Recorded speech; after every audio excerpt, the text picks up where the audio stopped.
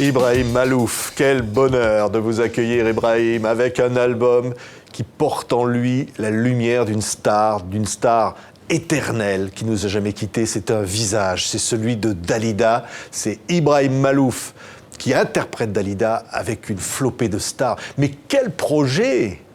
Mais je suis ravi, merci de m'inviter. Quel projet, quelle envie de faire revivre ce répertoire de Dalida. J'ai écouté Dalida beaucoup dans mon enfance. Ma mère écoutait Dalida tout le temps.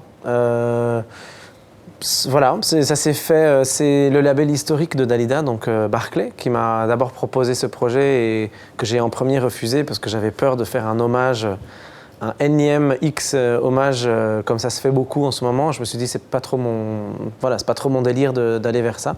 Puis finalement, je suis revenu vers le label en leur disant écoutez, si vraiment vous me donnez les cartes pour faire vraiment un album comme j'ai envie de le faire, que ça devienne mon album, alors à ce moment-là, je suis d'accord pour le faire. Et ils ont accepté toutes les conditions que j'avais fixées, c'est-à-dire de choisir moi les chansons, qu'on m'en impose pas, choisir moi les chanteurs et les chanteuses, et qu'on m'impose personne ou qu'on m'interdise rien, et que l'arrangement, je puisse le faire comme j'en ai envie. Donc j'ai fait un arrangement avec Big Band, etc. Ils m'ont donné les moyens de le faire. Donc vraiment, c'est une très très belle expérience, une très belle aventure, très belle rencontre et une expérience vraiment inoubliable. Alors il y a Thomas Dutronc, Rokia Traoré, Monica Bellucci, on l'entendra tout à l'heure, c'est Mika M, un casting d'enfer. Je vous propose d'ailleurs de vous retrouver tout de suite dans un décor d'ambiance pour J'attendrai avec Mélodie Gardot. J'attendrai le jour et la nuit, j'attendrai toujours ton retour. J'attendrai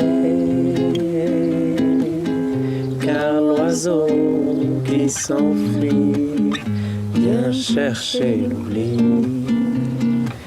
dans son nid. Le temps passe et court en battant tristement. Voilà, c'est presque l'ambiance brésilienne. Hein. Mais c'est l'ambiance. Ouais. Ouais. Mais c'est toute la magie de Dalida, c'est-à-dire que pour moi, elle a dans cette identité artistique, musicale et humaine, elle a cet éclectisme culturel qui fait qu'aujourd'hui, quand on a envie de lui rendre hommage, on a envie de le faire au Liban, à Baalbek, avec une chanteuse américaine, crooneuse de jazz, en chantant de la musique presque brésilienne sur des sonorités un peu orientales. Voilà, c'est ça en fait, pour moi, Dalida. C'est cette artiste qui a su parler un peu à tout le monde, à toutes les cultures. Et je parlais il n'y a pas très longtemps avec son frère, Orlando, qui me disait que c'était étonnant parce qu'elle était considérée comme italienne en Italie, considérée comme égyptienne en Égypte, libanaise au Liban, française en France, etc. Et personne ne s'imagine qu'en fait elle était autre chose que ce qu'elle est dans leur pays, dans le pays en question. Extraordinaire éclectisme, regardez cet album, cette pochette superbe, elle est rayonnante. Elle est rayonnante. J'ai choisi cette photo, et encore une fois, c'est Orlando qui nous a donné l'autorisation de l'utiliser, parce que justement, c'est Yolanda, quoi. C'est qui elle était en vrai. Et c'est ce que j'ai essayé de faire avec cet album, c'est-à-dire enlever toutes les paillettes que ces chansons... vous vous rappelez, quoi, toutes ces chansons de Dalida, toujours avec beaucoup d'orchestre, des paillettes, c'est les feux d'artifice à chaque fois. J'avais envie d'enlever tout ça et d'essayer de savoir qui était vraiment Dalida, les choix des chansons qu'elle faisait. Pourquoi elle avait choisi cette chanson? Parce que les paroles parlent de sa vie, parlent d'elle d'une certaine manière, avec de telle délicatesse, telle force, etc. De reprendre vraiment l'essentiel. Et c'est la photo que j'ai choisie pour la pochette. Pour moi, c'est elle, c'est ça, Dalida. Ouais, elle avait fait un duo avec Alain Delon, ça s'appelait Parole, Parole. Et ce qui est incroyable, c'est que là, vous inversez, c'est-à-dire que le rôle d'Alain Delon, c'est Monica Bellucci. Et puis celui de Dalida, c'est M. Oui, mais c'est une incroyable inversement. Hein. Parce que c'est pas si incroyable que ça, dans le sens où si on écoute les paroles, si on écoute le sens de cette chanson, à quelle époque elle a été faite, sous quel était l'état d'esprit de l'époque, etc. Si on veut le refaire aujourd'hui, ce serait complètement anachronique de trouver un acteur un peu macho et une chanteuse un peu délicate, etc. Et de le faire de cette manière, c'est plus du tout d'époque, on serait complètement à l'opposé de la vérité d'aujourd'hui. Donc il fallait adapter. Et cette douceur qu'a Dalida dans Parole et Parole, et elle qui dit à cet homme tu me racontes n'importe quoi, etc. C'est extrêmement sensuel. Hein. Il fallait alors c'était sensuel d'un côté, et puis c'était... il y avait un rapport homme-femme qui était finalement pas fascinant. simple et assez étonnant. Et il fallait essayer de reproduire ça aujourd'hui. Or, aujourd'hui, l'homme accepte sa tendresse et sa part de douceur. Et les femmes ont pris le dessus sur certaines choses, ne se laissent plus faire, et tant mieux. Et c'est cette femme-là que représente Monica Bellucci, celle qui s'est affranchie et qui a une certaine autorité aussi sur l'homme. Donc, voilà. Un très court extrait de Taratata de notre ami Nagui. Regardez. Écoute-moi, je t'en prie, je te jure.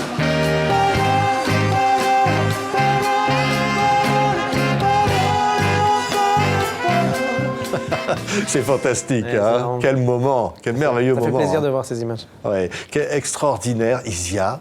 Parce qu'alors là, vous lui faites reprendre un Laissez-moi danser, qui est un des tubes disco de Dalida. Elle n'était pas très chaude pour le faire, hein. En fait, si, elle avait envie qu'on essaye. Elle est venue au studio chez moi pour qu'on travaille.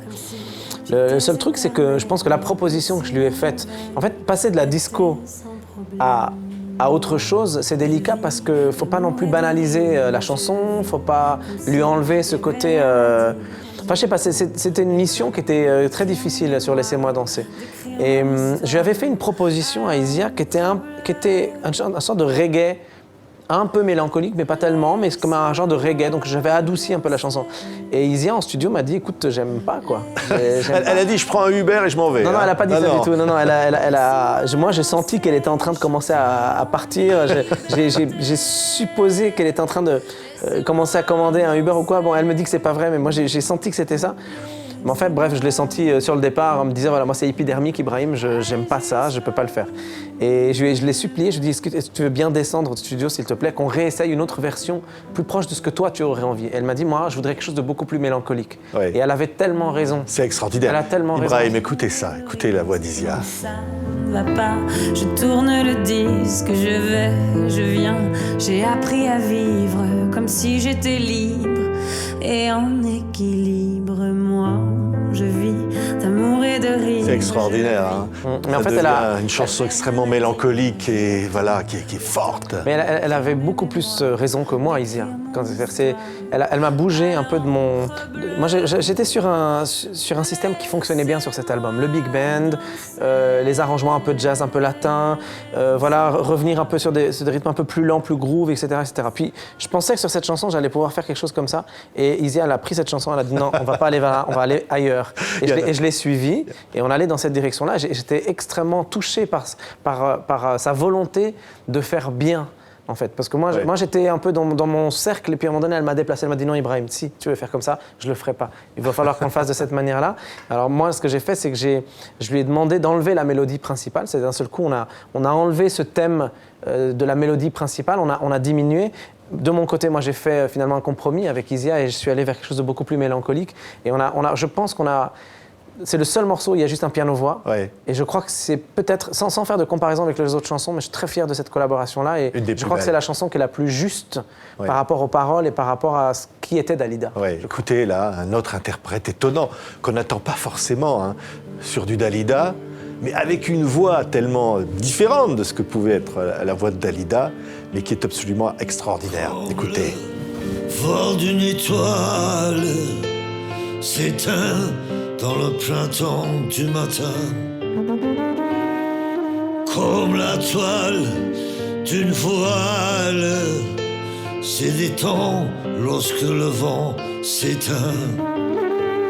Avec la trompette, évidemment, Arnaud, incroyable. Hein. Ouais, bah, pareil, Sur voilà. Je me repose. Mais en fait, il faut que les gens sachent quand même qu'il y a des chansons très mélancoliques comme ça, et d'autres qui sont plus festives et plus légères. Le Bambino avec Alain Souchon, Ouais. c'était quand même Ah bah beaucoup là, plus on léger. croirait Avec entendre Mika. les chansons d'Alain Souchon. Hein. Voilà. C'est vrai. Non mais voilà, en fait, c'est tous les artistes qui ont participé à cet album, et je suis vraiment très très fier de cet album pour cette raison-là. ont tous incarné les chansons comme si c'était la leur. Ben l'oncle Saul qui reprend Come Prima comme une chanson de soul, Thomas Dutronc qui chante les gitans comme une vraie chanson de gitans, Avec sa Golshifteh guitare. Farahani qui avec sa douceur interprète Portofino. Mika, Salma, Ya Salama.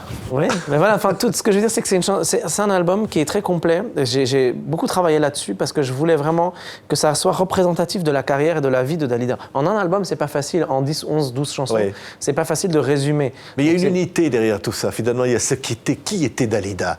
Il y a une Mais forme de vérité. il y a de la chanson populaire, donc il y a des chansons que tout le monde connaît, comme Prima et d'autres, Parole, etc. Et des chansons que personne connaît, comme celle qu'on vient d'entendre là. Je me repose, très très peu de gens connaissent cette chanson, donc j'espère que les gens vont découvrir aussi. Parce que c'est, d'une certaine manière, indirectement, c'est aussi un album qui rend un hommage indirect à la chanson française aussi.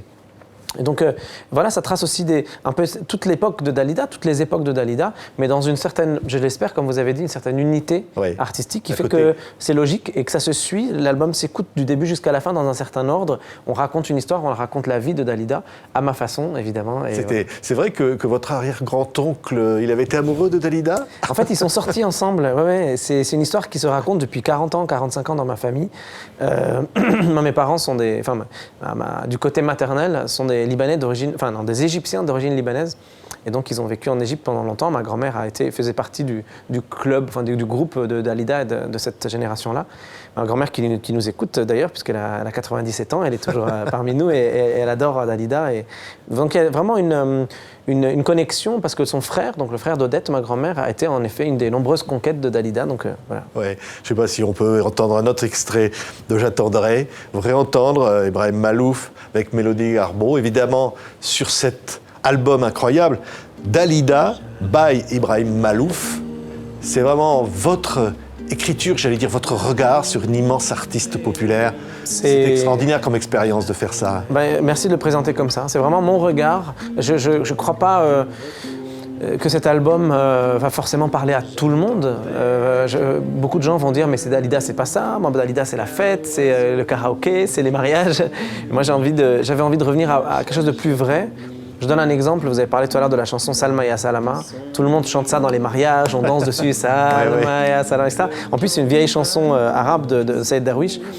Et pourtant, si on écoute les paroles racontent cette histoire de celui qui est exilé, qui part, qui quitte là où il a vécu, là où il a grandi, pour aller ailleurs en pensant que ça sera mieux. Et une fois qu'il arrive dans cette oasis, il se rend compte qu'en fait, non, ce n'est pas ce qu'il en pensait, ce n'est pas l'oasis qu'il croyait, et il va devoir repartir pour chercher encore.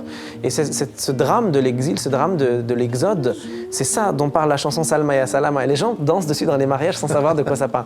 Et voilà, donc tout cet album, c'est la vérité, c'est une certaine notion de la vérité quant à la vie de Dalida, ce qu'elle a voulu chanter, ce qu'elle a voulu raconter dans ses chansons. Merci Ibrahim Malouf. Disque formidable. Voilà. Vous allez l'écouter encore et encore. Dalida by Ibrahim Malouf. Merci. On était très heureux de vous recevoir. Merci beaucoup. À bientôt Ibrahim. À bientôt. Le temps passe.